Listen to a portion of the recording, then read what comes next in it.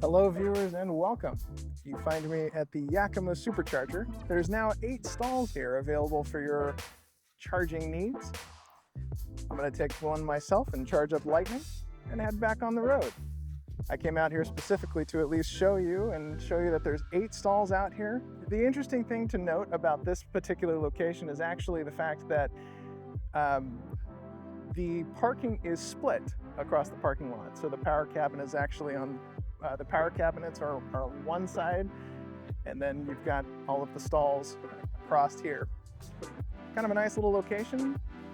You've got a nice little walking path and a couple of restaurants to go take a bite to eat at, or just kind of relax while you're charging. These are the 250s, so you'll be out of here in about 10-15 minutes. But nice new location. Thank you, Tesla Supercharger.